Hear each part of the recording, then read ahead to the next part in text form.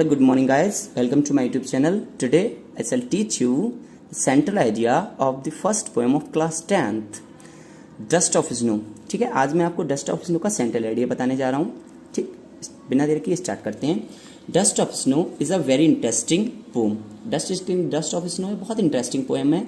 ठीक है, पोएम है किसकी है? Composed by Robert Frost. Robert Frost की, यानी इसको कंपोज किसने किया है? रॉबर्ट फ्रॉस्ट ने. बेसिकली हम पोम जितनी होती हैं, पोम के लिए हम रिटन नहीं लिख सकते, राइट नहीं लिख सकते. उसके लिए पोम के लिए एक टर्म यूज होती है कंपोज. हमेशा गाइस कंपोज यूज कीजिएगा.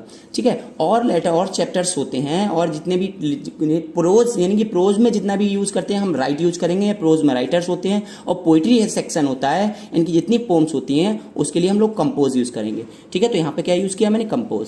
तो dust of snow is a very interesting poem composed by Robert Frost. Dust of snow एक बहुत ही इंटरेस्टिंग पोम है जिसे कंपोज किसने किया है? रॉबर्ट फ्रॉस्ट ने.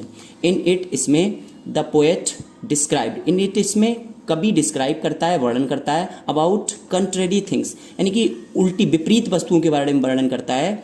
विच वर टोटली अपोजिट, जो पूरी तरह से विरुद्ध थी या अपोजिट थी. ठीक है, या उल्टी थी. टू देयर प्रॉपर्टीज, अपने गुणों के बिल्कुल उल्टी थी.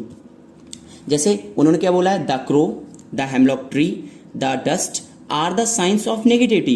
क्रो होता है कौवा, हेमलॉक ट्री यानी धतूरे का पेड़, एंड डस्ट और धूल आर द साइंस. बेसिकली ये साइन होते हैं, संकेत होते हैं ऑफ नेगेटिविटी, यानी कि अशुभ के संकेत होते हैं.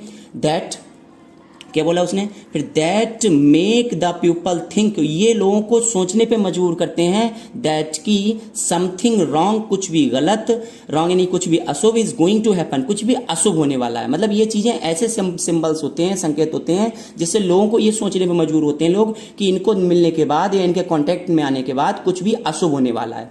लिखा है वन डे द पोएट, एक दिन कवि वॉज अपसेट, बहुत दुखी था. ठीक, कवि बहुत ज्यादा दुखी था. एंड वॉन्डरिंग, और वो टहल रहा था आउटसाइड, बाहर की ओर टहल रहा था. कहाँ टहल रहा था? बाहर की ओर टहल रहा था. ऑफ हिज हाउस, अपने घर से बाहर टहल रहा था. ही स्टूड बैक, खड़ा हो गया. अब कहाँ खड़ा हो गया? अंडर अ हेमलॉक ट्री, एक धतूरे के पेड़ के नीचे खड़ा हो जाता है. बहुत ज्यादा दुखी होता है, वो बाहर टहल रहा होता है. बेसिकली वो व्यक्ति को ज्यादा दुखी होता है तो मन अपना शांत करने के लिए या दुखी पल को मतलब किसी चीज से बचने के लिए तो व्यक्ति बाहर निकल जाता है. तो ऐसे ही पोएट क्या होता है? बाहर निकल जाता है और एक हेमलॉक ट्री यानी कि धतूरे के पेड़ के नीचे खड़ा हो जाता है आके. जस्ट देन, तब तुरंत, अक्रो, एक कौआ, विच मीन्स जो, यहाँ पे गाइस मैंने लिख दिया है कौए के लिए यूज हुआ है जो. बहुत सिटिंग, जो बैठा हुआ था, ऑन द ट्री, उसी धतूरे के पेड़ पर बैठा हुआ था. शुक, वो हिला देता है.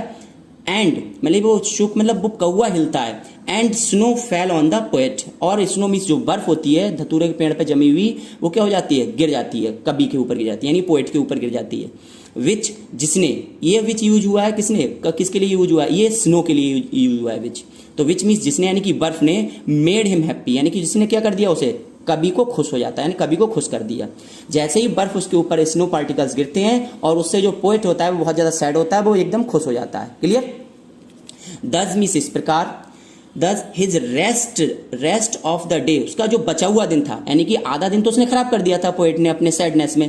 दस, इस प्रकार, his rest of the day, उसका बचा हुआ दिन, वॉज सेव्ड, क्या हो जाता है? पूरी तरह से बच जाता है. मतलब जो बचा हुआ दिन था वो बच जाता है, यानी कि बर्बाद होने से बच जाता है.